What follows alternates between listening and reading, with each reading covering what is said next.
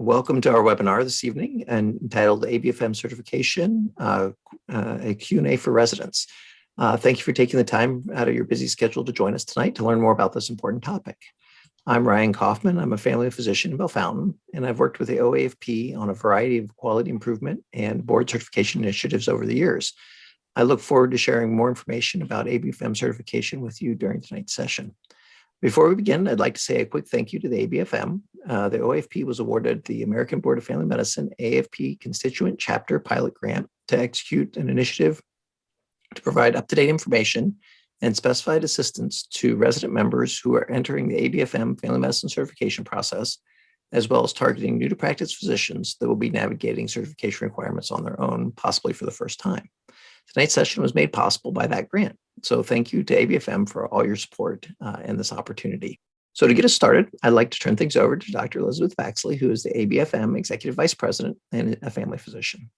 As the Executive Vice President of the ABFM, Dr. Baxley leads all aspects of ABFM activity that relate to the experience of board-certified family physicians with ABFM, including residency, the early clinical years, credentials, and communications.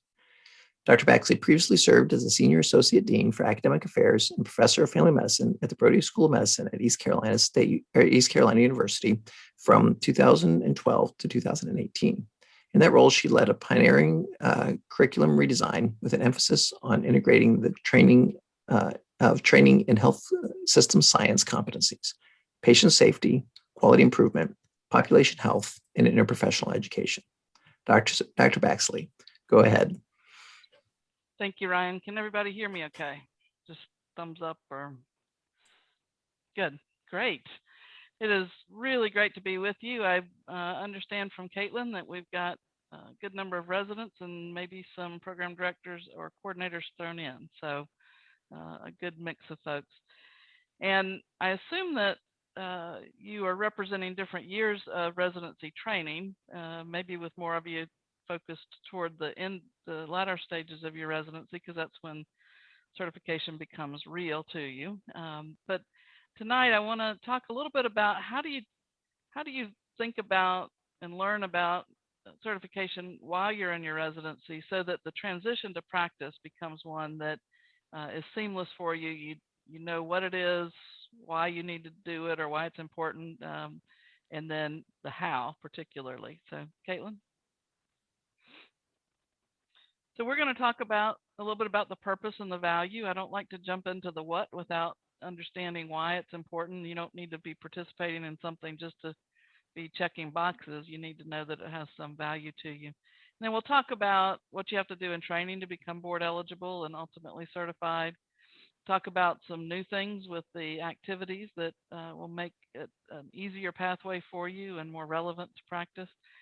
And then hopefully, as we have some conversation at the end, which I hope we'll be able to do, really start to engage you in giving us feedback through your questions and suggestions to help us continuously improve certification.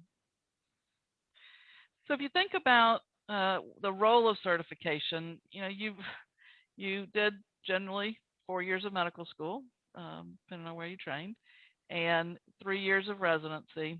And during those times, you had a whole series of exams. So USMLE, several iterations of USMLE, including in your intern year.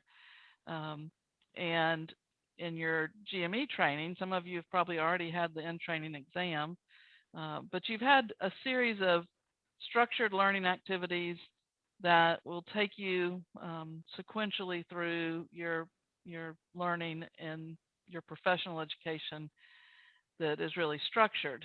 The challenge is, what do you do for the next 30 to 40 years? When you leave your residency and you don't have that structure, you don't have the faculty member that you can go to down the hall or in the precepting room, how do you make sure that you can create from day one a process that will have you continuing to learn, keeping up with evidence, improving your care and practice for a much longer time than your formal training? Okay, Caitlin. So family medicine certification, which was really the start of our specialty. In 1969, family medicine became a specialty, and you do that through having a certification board for your specialty. We were one of the later specialties to be able to obtain that.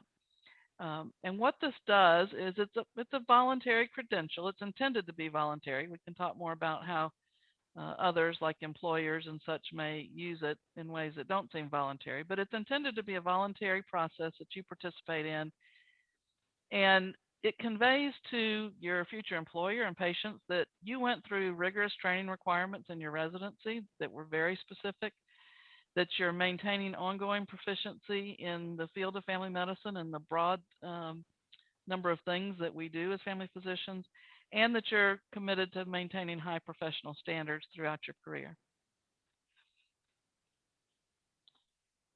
So some say, well, I'm not sure patients actually care whether I'm certified. And I suspect in your residency practice, or even in, I've practiced more than 33 years, and I never had a patient actually ask me that. But what we know is that in national studies of patients, that they say that board certification is only second in importance to, is this physician in my network? And if it weren't for network-based insurance programs, it would be first. They don't understand what you do in training or what we do in continuous certification to become certified and maintain that, but they know it's important and that it's a standard above state licensure, which is required for all of us to practice. And we're going to go over the parts of certification, but really it's demonstrating that you're not only willing to get CME for the rest of your life independently or through structured activities like your state chapter or national academy, but that you're also participating in ongoing self-assessment of your knowledge gaps. We know from decades and decades of really strong studies in adult education, higher education, that we simply don't recognize what we don't know. And these studies have been done in physician populations, and we'd like to think that we know what we know and what we don't know. And the reality is that's just not true. And so the foundation of self-selected CME is critical, but knowing what to select has to have some component of participating in activities that will help us identify those knowledge gaps and try to close those gaps. Otherwise, we wouldn't know what to be selecting. I mentioned professionalism. We'll talk about that more later, and improving care and practice. And then being willing, when you finish your residency or toward the end of your residency, and then periodically throughout our careers, to be willing to get independent assessment of our cognitive expertise. And the simple thing for that is the exam. We also know from studies that certification is associated with higher knowledge competence compared to physicians who are not certified, higher quality of care, and fewer adverse license actions, interestingly. Next slide. So what does it take for you to become board certified? So there's really 5 steps while you're a resident. One is that you probably already are participating, or certainly will participate, in a series of activities that will become, as you move into practice, they become the same activities that you do in each stage of your continuous certification. So things like knowledge self-assessment, or KSAs, continuous knowledge self-assessment. We'll talk about those. Many residency programs organize those to be done in groups. But if not, you are at least, I hope, learning from your program directors and faculty what those requirements are and how you can get them independently. Similarly, you're learning in your training how to improve care and practice, how to do quality improvement, PDSA cycles, other ways to identify a gap in care in your practice and to do something to improve the care you're delivering or how it's being delivered. So that's part of preparing to become board certified, and you actually start that during residency. You have to be successful in passing your ABFM initial certifying exam. We'll talk more about that. You have to ultimately possess a currently valid and a full unrestricted license to practice medicine, which is not your training license that you're under now, but it depends on the state you're in when they will allow you to do this, but most will after 24 to 48 months of training. Some make you wait till the end of your training, but you have to swap that training license out for a full valid unrestricted license to practice. we have to always be compliant with the guidelines for professionalism, licensure, and personal conduct. We'll go more into that.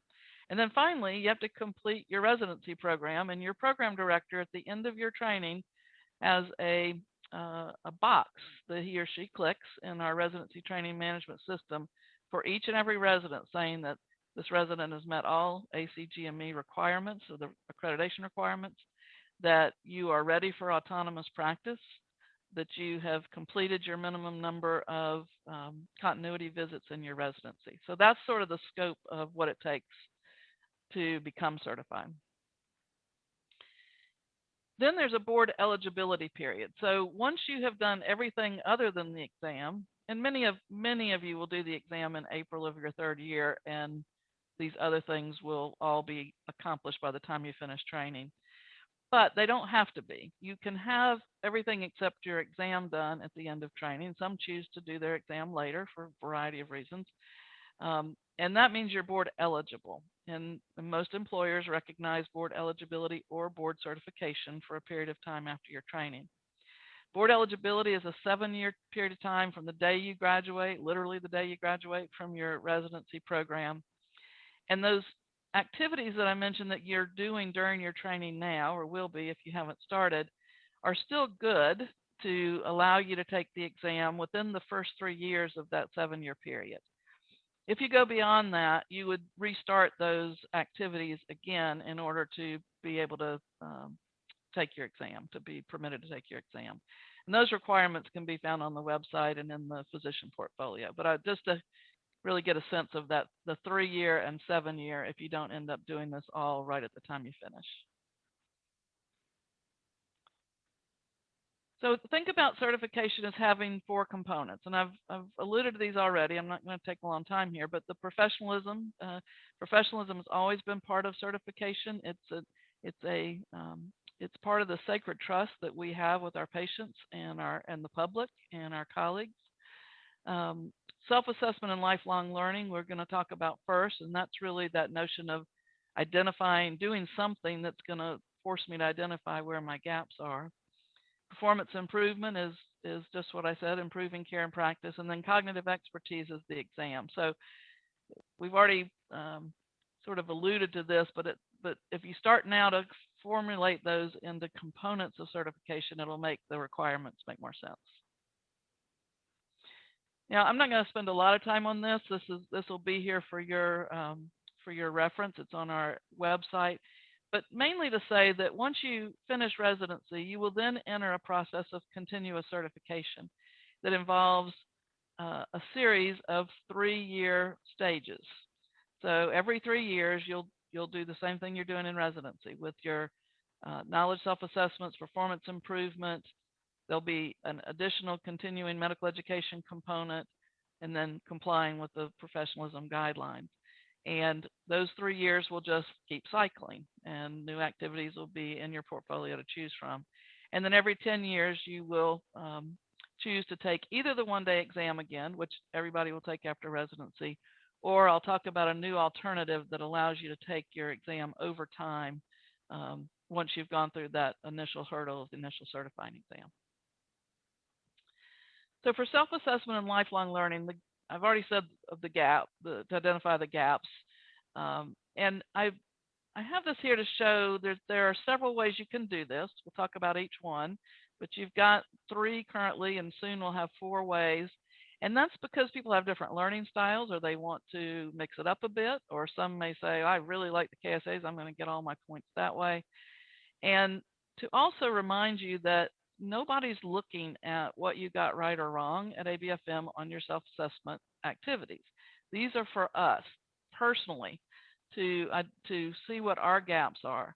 And so I would really encourage you to go through these without looking things up. You have the ability to look up before you answer questions on these activities, but that's really kind of defeating the goal. It also, some of these will predict for you how you'll do on the exam, but only if you take them without looking up the answers to start with. So the knowledge self-assessments are modules that are specific to a diagnosis or care of a type, a particular cohort of patients or areas of patient care. And it's 60 items of now all single best answer, or mostly all, and by the end of the year, all single best answer modules. This has undergone a big change. If you are further along in your training and you've used some of these before, you know that we used to have multiple true-false questions in there, and that the critiques and references weren't always updated. So this has been a massive change that we've had a lot of people working on over the course of the year.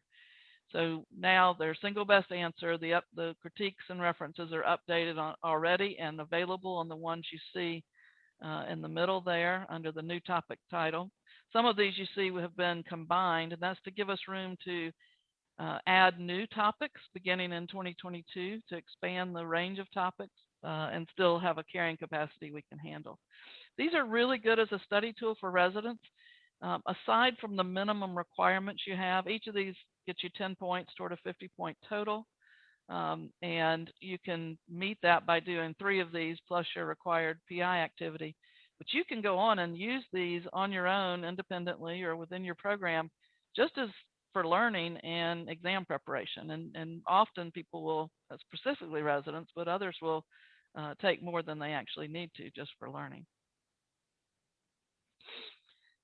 Continuous knowledge self-assessment. Dr. Kaufman really likes this, and it's actually the most popular of the self-assessment activities in terms of growth of people using it. This is covering a broad range of topics of family medicine in 25 questions each quarter delivered to your email. So it's not just on diabetes or asthma or care of women. You can get 2.5 points per quarter. So if you do them for a whole year, you get 10 points and meet your requirement. You can actually do this all 3 years and get all of your points you need in self-assessment and not have to do a KSA or not choose to do a KSA or other option. It gives you the answer and the critique after you answer the question. You get to see where you are compared to other physicians and question difficulty. And your performance report, just like I said earlier, it helps you target your learning by telling you where your strengths are and where your needs are. We have a mobile app available. It's really slick and works quite well. And so you can do these while you're waiting on the next patient, on a night of call, while you're in the grocery line, during commercials, any way you want to. So again, it's another excellent study tool, and it really does have a nice predictor of your exam likelihood of passing the exam and score if you don't look up answers. And then coming in early 2022 is something new as an option. Some people prefer to do journal articles and learning from journal articles. And the ABFM National Journal Club, which you'll see information about starting as a pilot this summer, and there'll be a short period of time over the summer, and you can watch our communications where you can sign up. Anybody can sign up to be part of the pilot, and then it'll come into full use for everybody in 2022. But we have a national committee of really top-notch family physicians who have done a lot with evidence-based medicine and the literature, looking at the literature, and they look at 120 journals to select 45 a year that are really practice changing. And I think the best way to understand this or to describe it is they're looking for things to tell us either what do we need to stop doing in practice that we're doing today because the evidence isn't there for it, or what do we need to start doing that we're not doing yet, and there's new evidence for it. You get the articles with this, the full PDF, and if you do 10 articles and answer the questions, you will fulfill a KSA requirement and get 10 points for each 10 that you do that can also add up to meeting your requirements. All right, we'll move on to performance improvement, and I'm going to focus specifically on a couple of these. The ABFM developed activities are 15 different diagnostic or content area activities that you can choose from, and they each have 4 metrics with them that are national approved quality measures, and you can pick one within that to work on. And this will walk you through the steps. So if you finished residency and you feel like I'm not quite ready to do this on my own yet, this might be something that you want to do. Most residents are finishing training today having had a good bit of experience in residency with doing quality improvement in your residency training practice, and feel like they don't necessarily need to have somebody walk them through the steps. So one of the most popular things today is the self-directed PI activity. And this was created because the goal of demonstrating that you can improve care and practice in certification is so that you can show patients and your peers that you have the ability to reflectively look at your practice, identify something that needs to be changed or improved, do something about it, and be able to measure to show whether that change resulted in an improvement. So the self-directed is very nice because if you're already doing quality improvement in your practice, you just have to take 15 minutes and submit a very simple, efficient form and report on that. ABFM doesn't want you to do anything extra for ABFM. If you're doing it, just tell us what you're doing. And I think that's really the wave of the future. And any practice that's 1 to 10 physicians can get credit with one application for that. This year or last year, starting in spring of 2020, we developed 2 specific self-directed activities. One focused on COVID. So I often ask people, did you do anything in your practice that you had to change as a result of the pandemic? And the answer is uniformly yes. So the COVID PI activity, which has had over 11,000 submissions already, is simply the self-directed list of questions, but asking you to tell us what you did in your practice for COVID, because everybody had to change practice as a result of the pandemic, and that is a type of quality improvement. After the murder of George Floyd, we also added a health equity PI activity, and this does give you resources to think about how you might consider activities such as implementing social determinants of health screening for all your patients, or assessing your practice or your practice group for implicit bias, or looking at your quality outcomes to see if there are differences in outcomes, blood pressure, A1C, et cetera, by race, and trying to figure out the difference and close that gap. If you join a large group practice, or you're in an ACO, or somebody that across multiple practices is saying, we're all going to work this year on depression screening and practice, for example, and they sponsor the activity, they collect the data for everybody, they can contact ABFM and become organizational sponsors, where all of you will simply have that reported for you, and you don't have to go through the steps to submit the application. ResPIP is essentially the organizational PI for residency programs. So residency programs can also apply to become approved sponsors, in which case the things you're already doing in residency will automatically be reported for you and the faculty that are working for you. There's some other things on here: NCQA recognition, AAFP activities that are approved for PI. All of these are in your portfolio, but I really wanted to highlight the self-directed and the ABFM developed activities. And on the next slide are the list of ABFM developed activities. These are the ones that will walk you through the process. And you wouldn't have seen this or known this from before, but this list has grown quite substantially to include a broader spectrum and scope of care. So people who were working solely in the hospital said, wow, you don't have anything really for me in your PI choices, or hospice, palliative care, or sports medicine. So we've added a number of options, and we'll continue to expand that so that any family physician in any type of practice setting can choose a guided activity if they don't want to use self-directed. Next slide. All right, let's get to the exam. So I mentioned the in-training exam earlier. You take that annually during residency. These are the same types of questions you'll see on your certifying exam.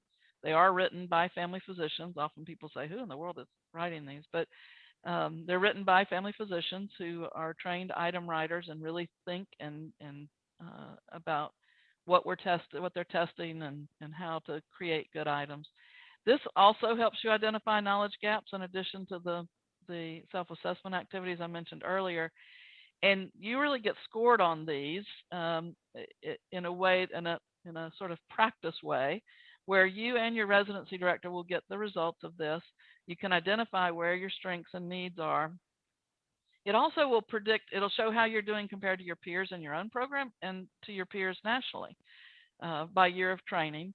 And it will specifically predict how you will do on your exam, even tighter than the CKSA does. And you can see your progress from year to year, and your program director can work with you. And the programs can use the aggregate data to say, there's a weakness in our program in this particular content area because all of our residents are having trouble there. So it also helps the program as well. And so what that does is prepare you, along with everything you're learning in residency and some of these other activities, for your one-day exam, which most of you, again, will take in April, but it's offered twice a year, every year, April and November. So if you have personal reasons, you have medical reasons, you are starting or you're having a family at that time, and you need to delay it, you can. There are 4 sections on the exam, 75 items. You have 95 minutes for each, and there's break time during the course of that day. And it's not a full day anymore. It's with the way that the exam has changed over time. But it's done in a secure test center, much like, really exactly like you've done with USMLE in the past. The new exciting thing that I mentioned earlier, and this won't be an option for you as soon as you finish residency, but once you become certified, that every 10-year cycle, you will have the choice of saying, I want to take that one-day exam again, or I don't want to do that. That was stressful. I would have to do a lot of binge and purge kind of studying leading up to it, or I feel like I would, and I want to do something else. So that's this new longitudinal assessment option, which has been approved for permanency. It's no longer a pilot. It looks very much like CKSA, 25 questions a quarter. You can do it where you want to, as long as there's good Wi-Fi. You can do it at your pace. You don't have to do all 25 questions in one sitting. You can do it whenever you want to do it, time-wise. I recommend not doing this in between patients because this is your exam. You do want to focus on it. And you have the ability to use references, which you don't on the secure exam in the test center. The questions are timed because it's your exam, but they're 5 minutes each. That generously allows you time to look up. If you think about the numbers I just gave you on the one-day exam, on average, you've got about 2 to 2.5 minutes per item. And so this has really doubled that on longitudinal assessment. The big thing is, instead of the one-day exam where you, and like you're in training, where you don't get the answer right away or know whether you've got it right or wrong or learn anything from it, just like the CKSA, after you answer the question, you find out, was I right? Was I wrong? And you get a critique so you can understand why you were right or wrong for the different items. And references are there that you can go back. You can't go back to, but you can identify the references to go back to later. It's 300 questions, just like the one-day exam, because scoring has to be comparable. But you have up to 4 years to do it. If you go straight through, you can get it done in 3 years. But we allow for people to take breaks and say, this quarter is not good for me. I've got a partner going out on leave, and or it's the middle of flu season, or COVID's crazy here now, and you have up to 4 times to take a pass and still be fine. The most important thing about this is people are saying, I'm really learning as I go. And I like this much better because I get immediate feedback. I learn stuff. I change things in my practice. And that's really what we want. We know that longitudinal assessment is associated with greater retention of knowledge once you are, as compared to the one-day exam. So it's greater retention and ability to use information in practice. Next slide.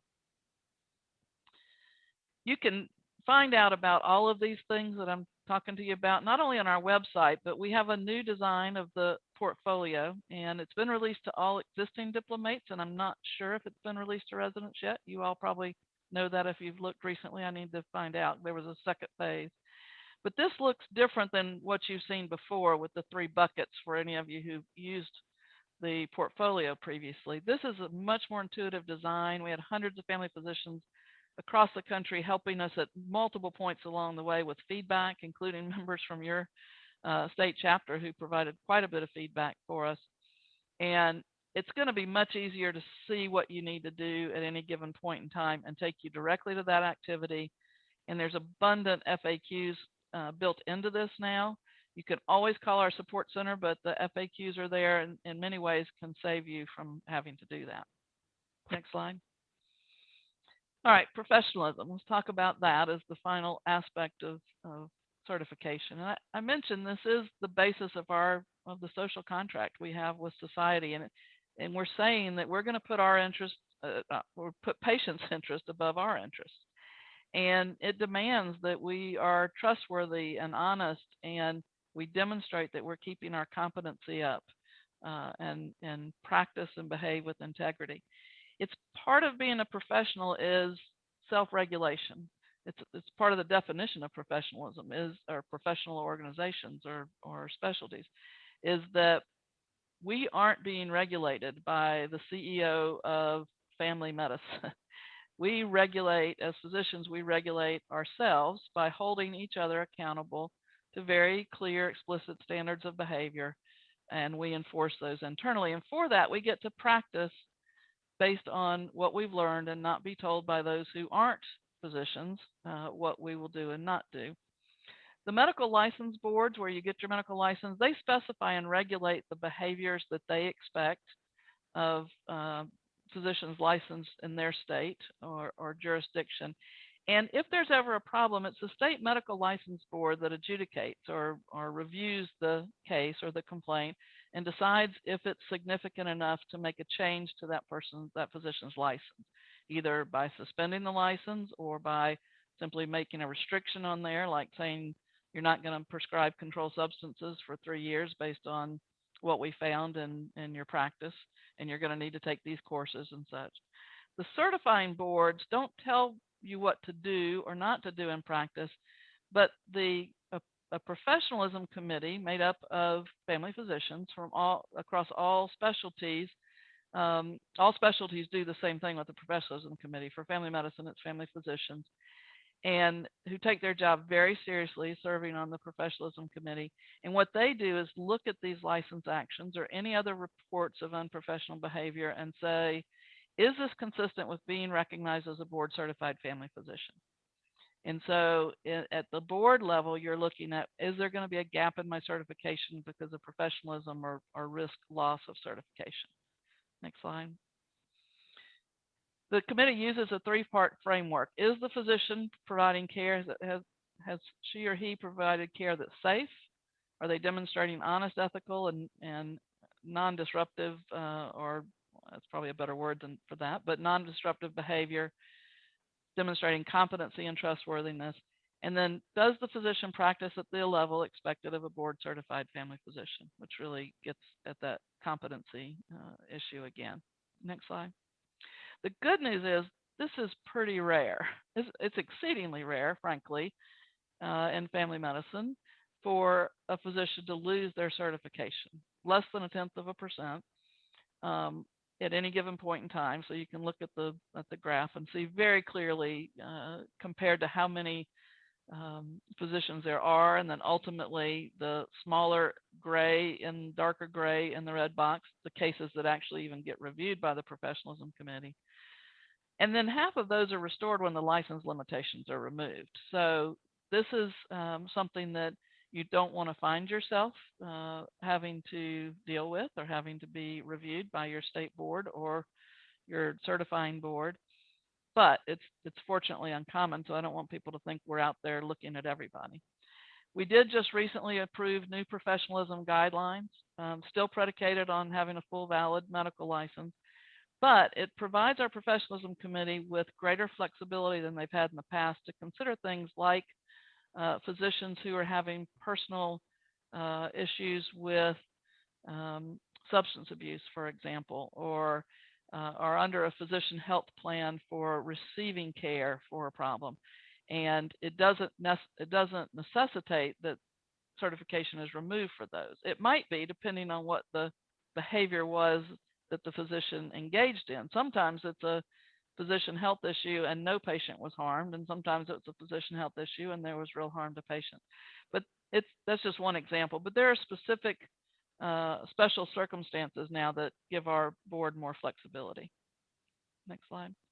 These won't surprise you. The most common reasons are on the left-hand side, and nobody would be surprised by that. There are some additional reasons. I'm just putting these up as examples. I'm not going to go through them because you could read all of these in the guidelines. And at some point during your residency, you really need to download that document and read it and know what, because it's a lot more detail now that helps clarify for you what we are looking for, which is generally what medical license boards are looking for. So along those lines, use time in residency to not only review those guidelines, but in addition to your learning about how to practice medicine, really spend some time getting feedback on your interpersonal communication skills with patients. Learn about appropriate opioid prescribing, because that is a high frequency of concerns that get to the state medical board. Make sure you know what you're doing, how you're documenting, and everything related to best practices in opioid prescribing.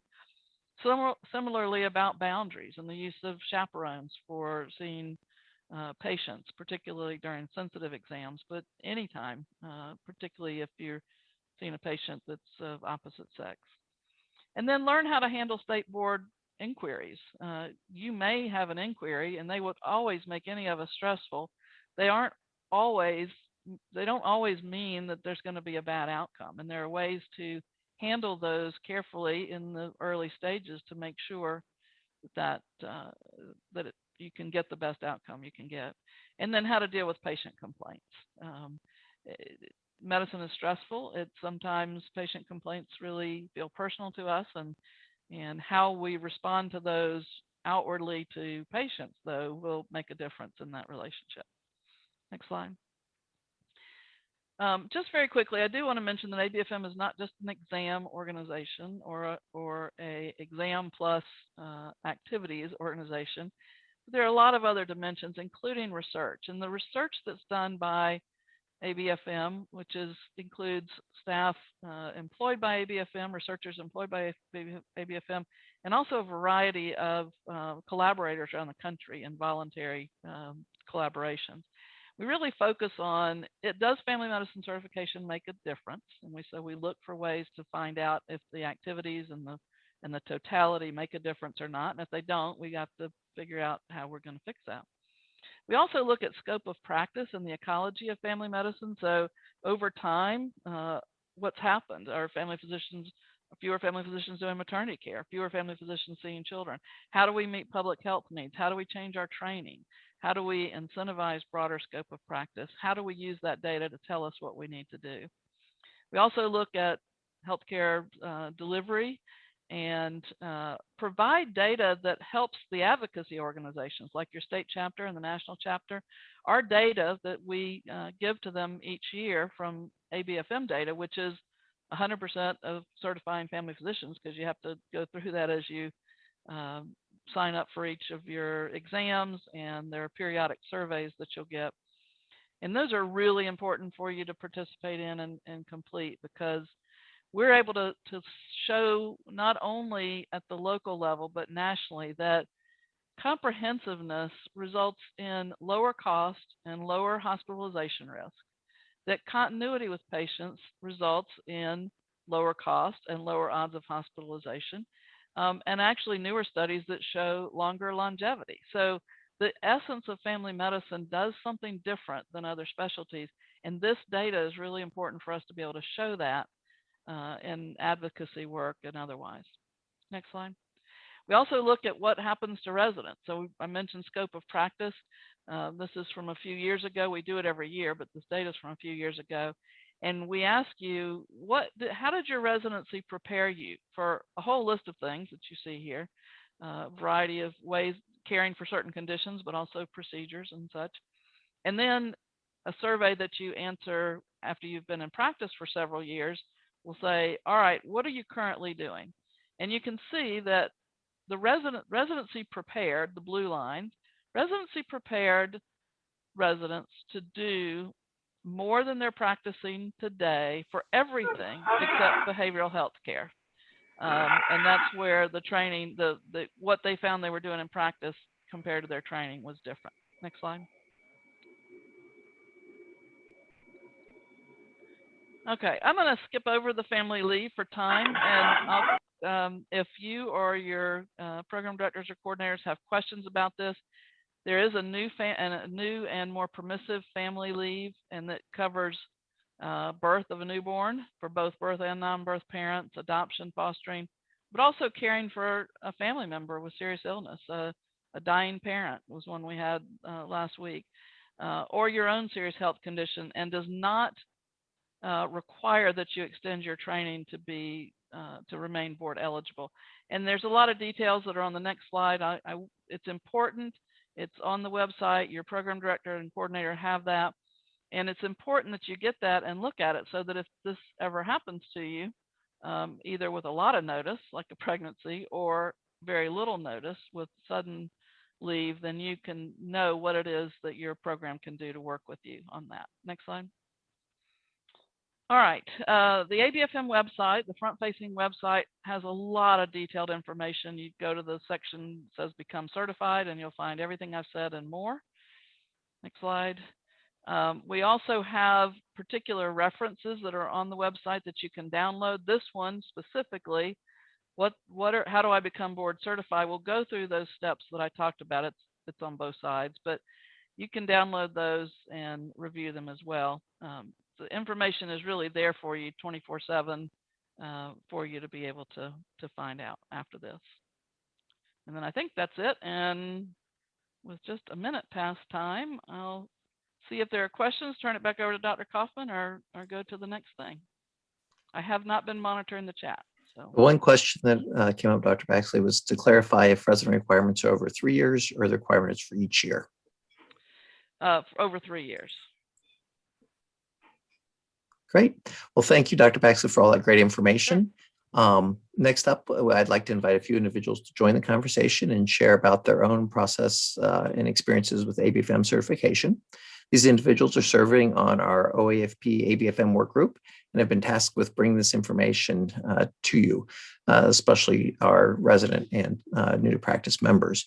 We have a few prepared questions to go through to cover some of the frequently asked questions, but we'd also like to hear what questions you have.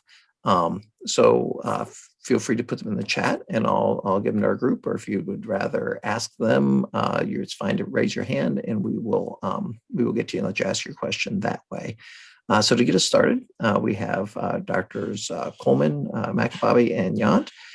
Could you each share just a little bit about yourself, where you practice, where you are in the certification process, and maybe a little bit about why certification is important to you? So if you'd like to start, Dr. Coleman. Sure. Hi guys, I'm Haley Coleman. I'm a rising PGY2 at Suma Health System in Akron. So I haven't quite done my ABFM certification yet. I'm still in the process of doing the CKSAs and the KSAs.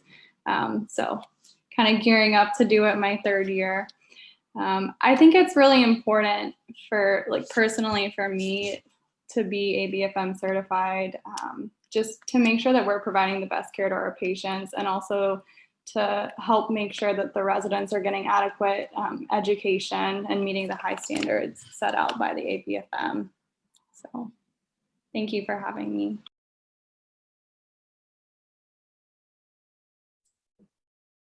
Dr. McAbobby.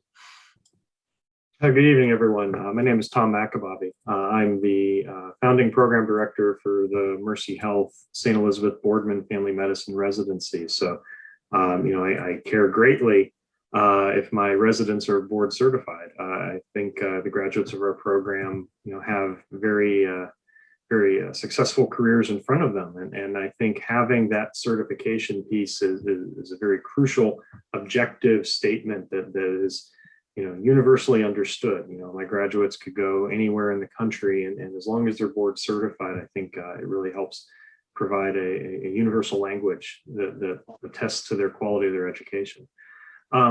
My role also includes being a regional medical director for the Bon Secours Mercy Health System. So I'm over primary care for the Youngstown, Ohio region. So I also hire our primary care physicians. And so it's a crucial step for us. Frankly, we won't hire anyone who isn't board certified.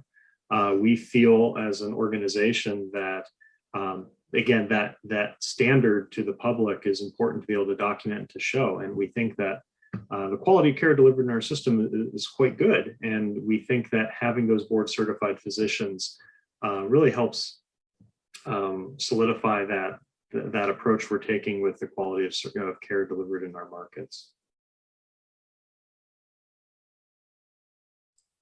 Great. And Dr. Yunt? Hello, I'm Dr. Heidi Yunt. I'm a family physician practicing at a federally qualified health center in Darke County, Ohio, which is in Southwest Ohio, outside of the Dayton area. I'm a 2008 graduate of Wright State University School, Boonshoff School of Medicine, and then I did my residency training at the University of Illinois in Peoria. Graduated in 2011. So came back here to this area and to work in an FQHC. When I graduated, and I've been here since. So my initial certification was in 2011. So obviously 2021 is my research year. Up until about 2 years ago, I had assumed that I was going to take boards in April and just, be done with my chunk of certification for another 10 years. And then I had my partner retire and, we had a global pandemic. So needless to say, I'm very happy that the longitudinal option, had been created and was in the works in the background, because that is what I opted for at this point. So right now, before the end of the month, I need to complete my second set of questions. So I'm just into the longitudinal questions, but overall, have been very happy with how that has worked with life so far. Okay, well, thank you all for that introduction. To get us started, maybe we'll go with a question of what would you say is the most important part of certification that residents should keep in mind as they navigate their training?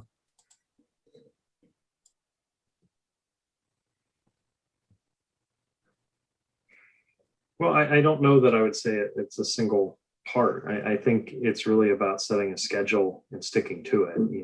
It's really, because it does have the three components of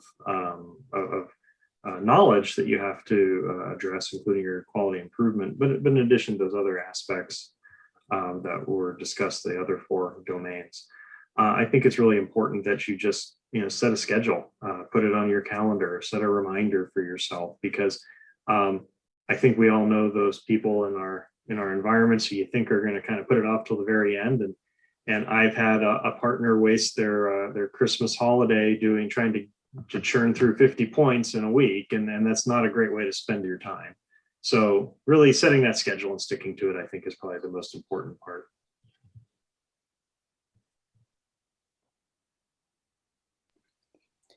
I would also agree with what Dr. Maccabi said earlier, that, basically then everybody's on the same page, and you know what your what you've been doing. Since my partner retired, we did have a locum that was in here working with me for a while, who was not board certified, that she had were very apparent. And I didn't, I guess I wouldn't have thought that it would have been that big of a deal, but her current training was definitely not up to speed.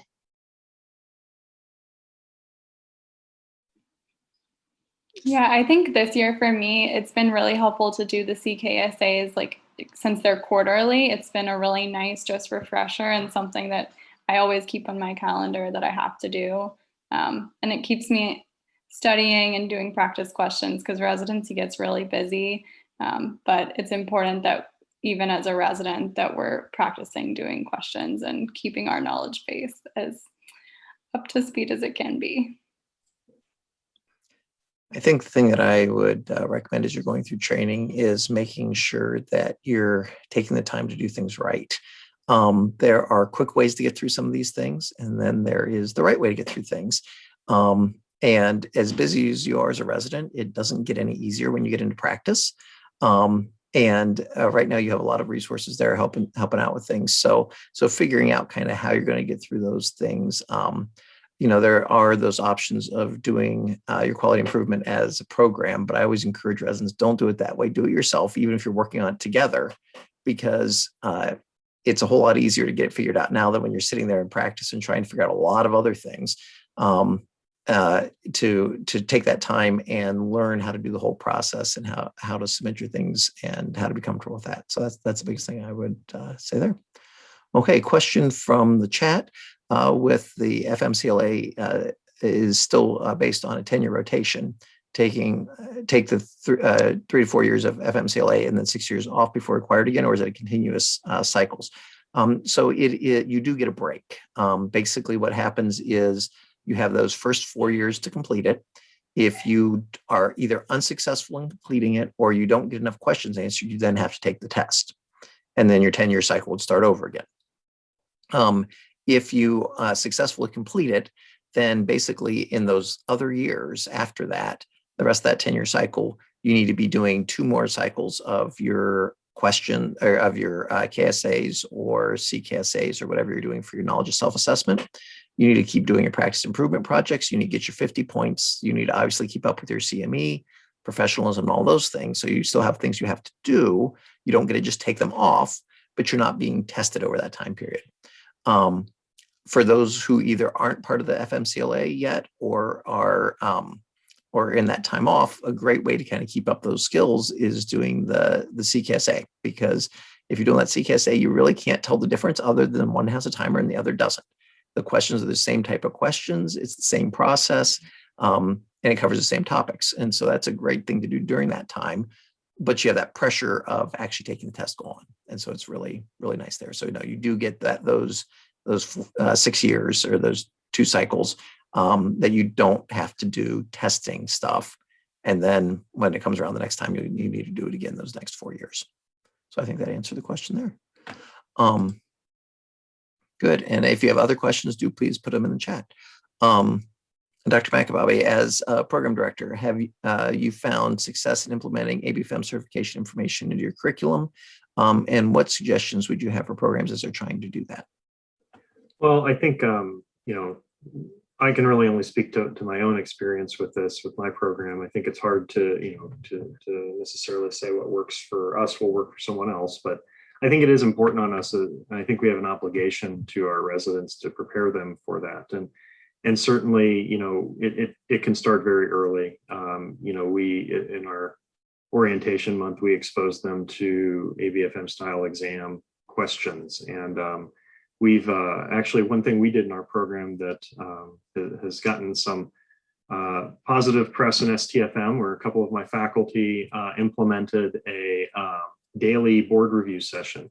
And it is super brief, but fairly intense and thorough. We do it at the end of each morning report, where we do an existing question from the previous ITE, but then also a discussion. And then we have the resident create their own question based on the topic at hand, and then go through the explanation. So it takes about 3 to 4 minutes, literally, but it really gets the juices flowing about, it turns into discussions about content. It gets into discussions about test taking biases. It gets into discussions about test taking skills. And all those things really, I think, the more you practice it, the more facile you become at it. We also have some things that I think a lot of other programs are probably familiar with. We do build in a couple of board review sessions each year. If a speaker cancels for didactics, that's a great go-to fill-in session. Just find some topics and some questions and be able to do that. And so I think that's just one of those things. We just kind of keep it on everybody's mind. We really don't beat them to death with it, but we want to make sure that the end goal is not being eligible for boards, it's being board certified. So that's actually one of our program objectives, is to graduate residents who become board certified on the first try. Great. Those are some really good suggestions. Thank you. Dr. Coleman, as a PGY2, why do you think becoming board certified is important? And is there any special advice or thoughts you'd like to share with your peers here tonight? I think some of you guys have already touched on this, but for me, I feel like it allows you to have confidence in your partners in the future if you're board certified and they're board certified, and everyone just creates this culture of continuous improvement and learning. That's like one of the biggest things after residency is like, how am I going to keep learning? Because I'm not in this environment where everyone is studying all the time and doing different rotations and teaching each other things. But I think that this allows us an opportunity to continue our learning.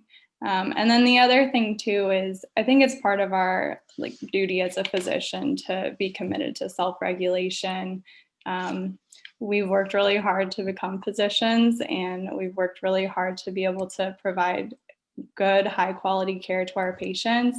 And I think this is just part of it, that we have to continue to hold those standards up to ourselves and our peers as well. So, yeah. And I guess just tips, I don't know. I mean, I haven't taken mine yet, but it seems like just doing things one step at a time and just making it part of your residency experience, like making sure that, like you said, doing the questions with like good intentions and not looking things up and kind of understanding where your weak points are. I think that that's what you need to do to be successful on the ABFM boards. The comment Dr. Baxley made in the chat, for those who didn't see it, is for first-time certifiers, the pass rate is about 99% plus. And basically, if you haven't learned in 3 years of residency, they're not going to learn it otherwise. And so that's really when you have the highest skills. So this isn't something that should be stressing you. If you are performing well in your residency, this is not going to be a difficult thing for those of us who've been out for a while. It gets a little more complicated, and so you shouldn't be stressing over it. Learn good skills, be ready to do it, but you're well prepared. You've been spending 3 years doing nothing but this.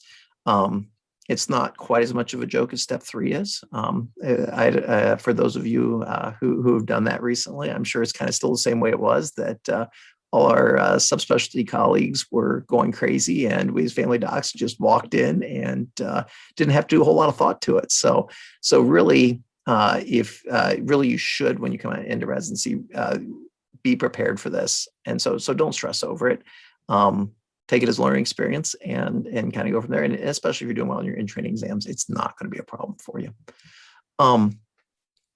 As I was listening to Dr. Baxley's presentation, fabulous presentation and a very good, a lot of good information, a lot of nice changes we're seeing and stuff ABFM is doing.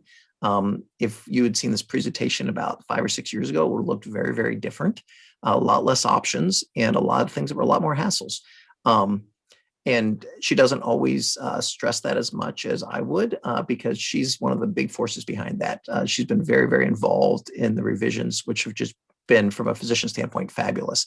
The questions used to be very frustrating when we first started doing these things. It's been about 20 years that we've been doing these things. And the first group of physicians to go through this all about decided to give up on certification just based on the KSAs. There were people who spent 40 and 50 and 60 hours or more trying to get through those questions. As they've gone, they have taken comments and revised things to make it much more user-friendly, to make it much more doable, and to actually be a good learning experience. The change from the select all the correct answers to the single best format has been absolutely fabulous.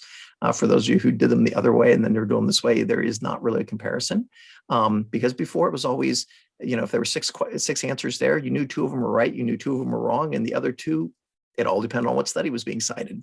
And so with those going away, it's really a much better learning experience, and a lot less frustrating. And so, because I don't know about anybody else, but once I get frustrated, it gets really hard for me to learn something and not just be angry. So the new one's much better with that. The option of doing the self-directed pathways is so nice because you're getting credit for stuff you're already doing. And it really, once you've done a few of them, it takes about 15 or 20 minutes to get that credit, which is wonderful. And the process is really about making sure that you're taking the responsibility and doing something, but it's not about making you do just busy work. It's about documenting what you're already doing. So those things are a wonderful, wonderful change and really make things good. For people on the panel, is there a certain piece of the certification process or a certain KSA or a practice improvement project that you've done that you found really useful, or something you'd want to kind of share as a good thing for somebody, for any of the residents who are looking at this process?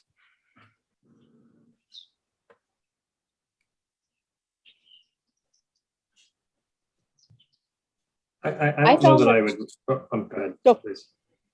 Please. I found that I like doing the KSAs in the group setting rather than, trying to work through them on my own, because then I think you get a good, you get better discussion. And I feel like that's more productive.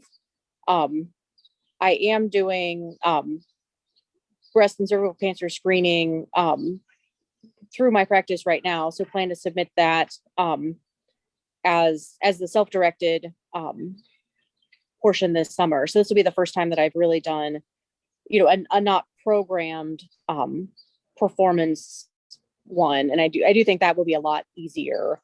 But no, I really do like doing just any of the KSAs that I've been to, but specifically within a group setting.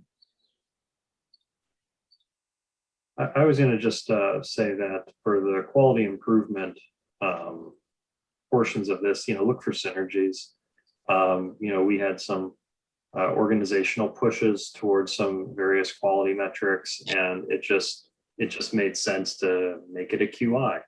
And we really just, it was a win-win. Organizationally, we moved up on a metric, and really we had teams of residents working on different parts of the project, and we were able to, I think, get everyone some experience and kind of take the fear out of trying to implement a process improvement project. I would also say, I found some of the KSAs really helpful just in going through some of my rotations. I was in the cardiac critical care unit, and I did the cardiovascular one, and I felt like it was so helpful. It was pretty much all what the attendings were asking me, as far as questions go.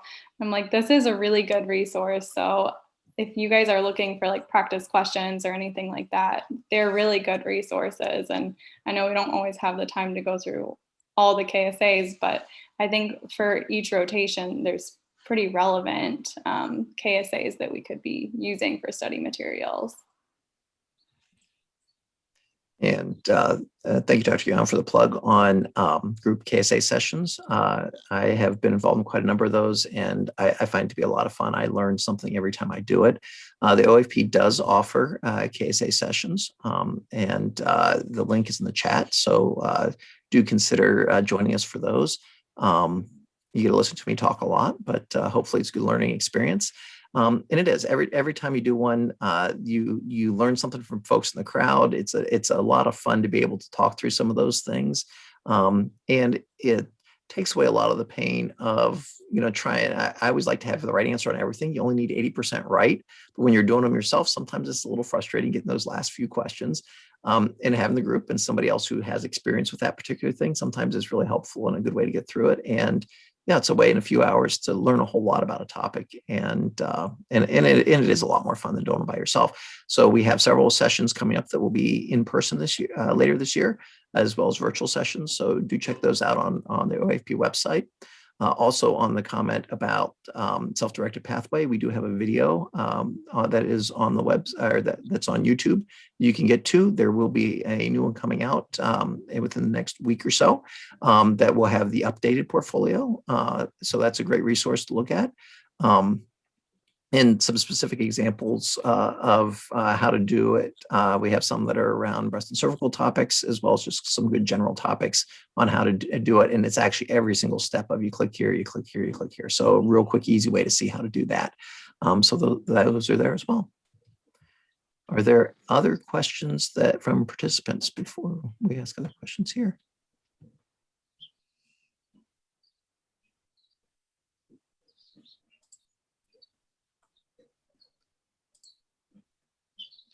Are there questions for ABFM? We do have ABFM people here, which is a great resource as well.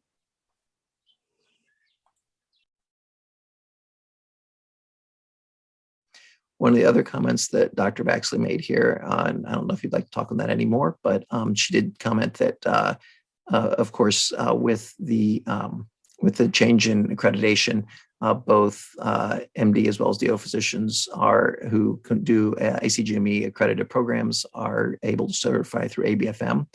So regardless of what your degree is, it is certainly this is an option. If you're a DO, you also can certify through AOA, but ABFM is a great choice for you as well. You know that option, or you can do both of them. That is quite a lot of work, but there are those who do dual.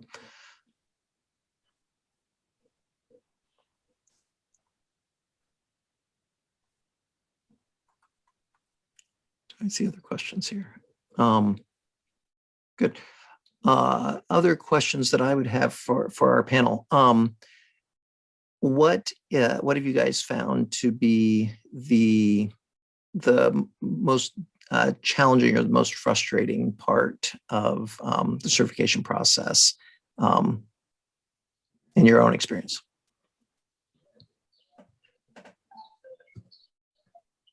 When I recertified a few years ago, I was my stage of life was a little more chaotic, believe it or not, than when I was studying for it the first time as a third-year resident. And I think I underestimated how much time I would want to feel comfortable.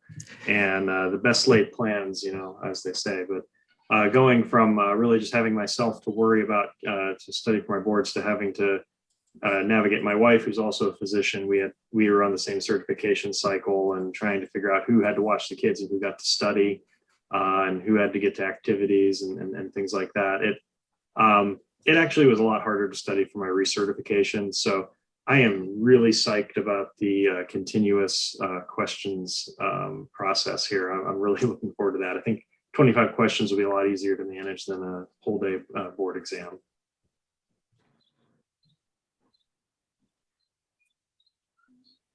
I think for me, the hardest part initially was just figuring out how to use the ABFM portfolio and how to get all the inputs in.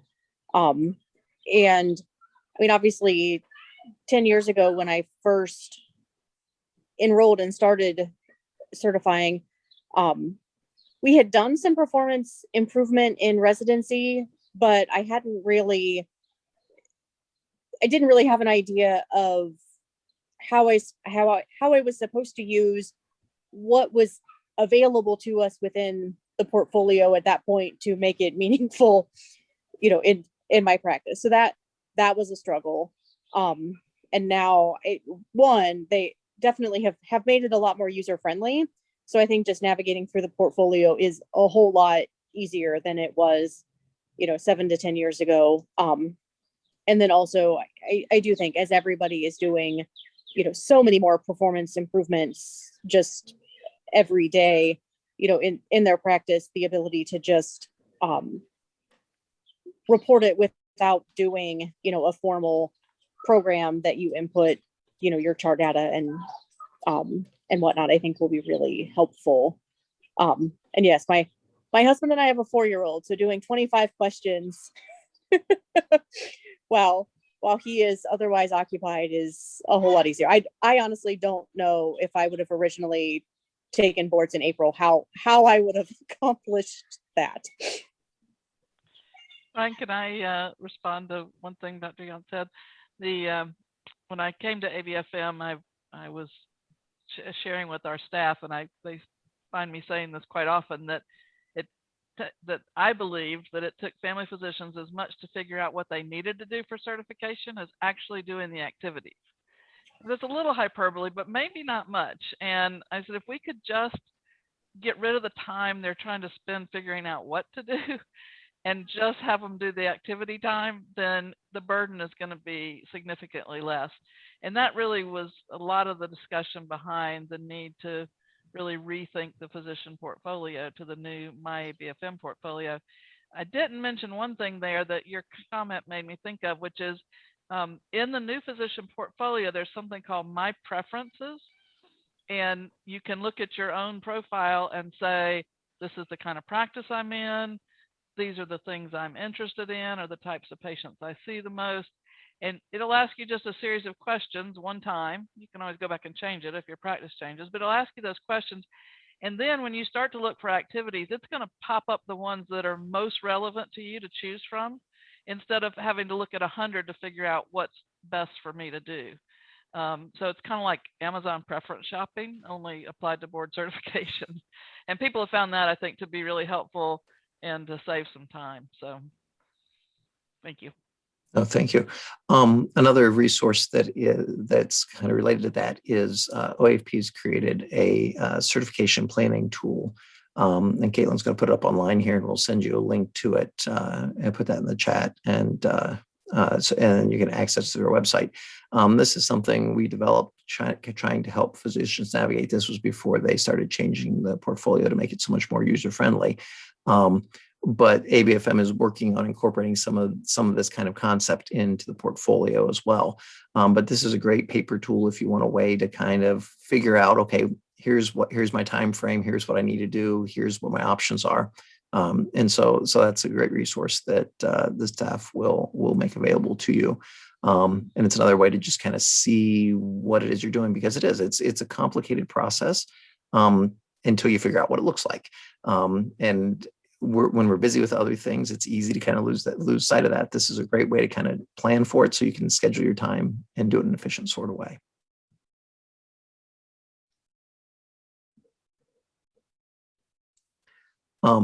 One thing that I did recently that you might think about for your residency program, I worked with a local residency program looking at, basically we had an ABFM day. And so talked about, and took a 4-hour didactic, and we talked about what board certification is, why you want to do it, how you do it. And then we did a KSA. We did the one for children. And then we did for the care of children. And then we did a, in the same time frame, then did quality improvement project, talked about how you do a quality improvement project, and then divided into groups. Each group chose a project they wanted to do, figured out what their measures were, and then collected their data. And we talked about how to actually use their chart to find the data that they could use to then do their project. And so in about a 4-hour period, we were able to get them through that whole process in a way that wasn't scary, that people learned stuff and was kind of fun. And didn't take a huge amount of time out of what they were doing.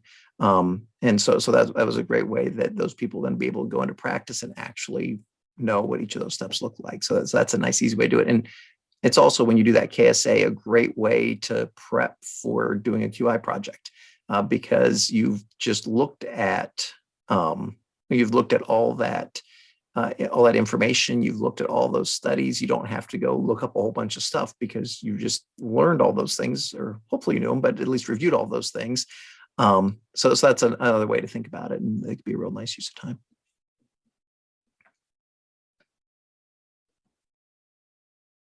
Are there other questions from the group, or other things that that people are thinking of the panel?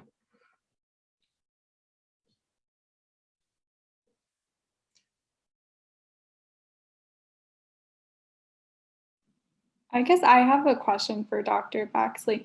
Are we seeing more people doing the FMCLA as opposed to the one-day certification? Like, what's the percentage breakdown? I guess just kind of thinking towards the future, like which one I would want to do. Sure. We've got 3 cohorts now, 2019, 2020, and 21. And it's been anywhere from 70 to 78% in those 3 years selecting FMCLA. So we have slightly less than 30% who are still choosing the one-day exam. Interestingly, regardless of which choice, both the physicians in both groups cited convenience as the #1 reason they chose each one. So for some, it's more convenient to take it one day and get it over with, and they're not worried about it, and they don't quite understand yet how much learning they're passing up on, but by taking the one-day exam and not really knowing what they got right or wrong. But mostly it's above 70%, upwards of 78% recently, and we expect that will will probably grow over time, just as mainly from people talking to each other about it more than anything else. So. And a couple other things on the FMCLA, things people worry about is the time. The time is 5 minutes. On average, people are taking about half that. It's a little over 2 minutes that people are taking on each question. So time is not a major issue. The things when people ask, okay, you know, I can use resources. What resources should I be using? The ones that personally I found to be both for the CKSA as well as that are really good resources to have available to you are American Family Physician. There are tons of articles there. Always a great resource. To have U.S. Preventive Services Task Force. Obviously, that's where we get a lot of our guidelines. And then CDC are kind of the three big ones. And what a lot of people do is we'll have those open in one window and their questions in a different window. And that's a good way to operate on those. And it's always a good opportunity to at least practice a little bit with CKSA before you get to that stage, because they look exactly the same. They're just missing the timer. And so those are good thoughts there.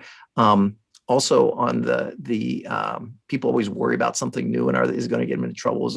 Are they risking their certification by doing it the new way? The really nice thing about this is you can't lose by going with the continuous, because if it doesn't go well, all you have to do is you have a year then to take the test. If you start down that road and you don't get enough questions answered in the first year, then you have one more year with certification before you lose certification to then take the test.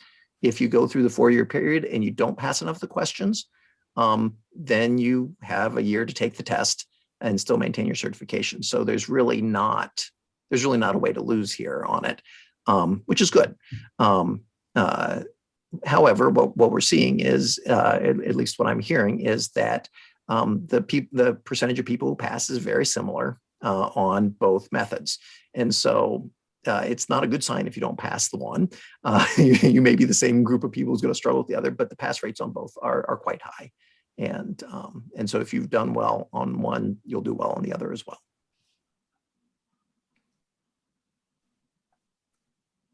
Well, we're getting close to our time. Are there any other questions from the audience? I want to make sure we get those questions answered.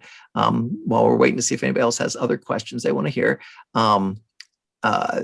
As Caitlin put in the discussion there, that anybody who's interested in looking at doing an ABFM program day at their program, shoot her an email, because at the Academy, we're happy to do what we can to help support those kinds of things. Also, there's the survey link there in the chat. You will also get it by email. Please do fill that out, because it really does help us as we develop our next programs. And if there's other things you want to see, other resources you want to look at, with certification being one of our major focuses and major ways to support members.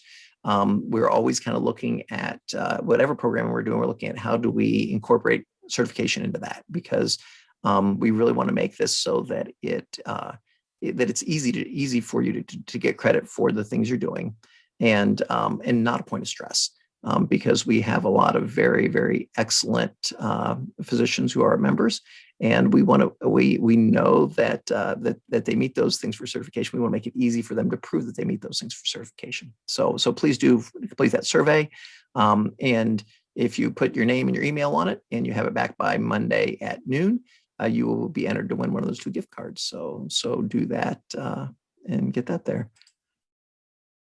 Any further discussion? Any closing thoughts for any of the panel or Dr. Baxley?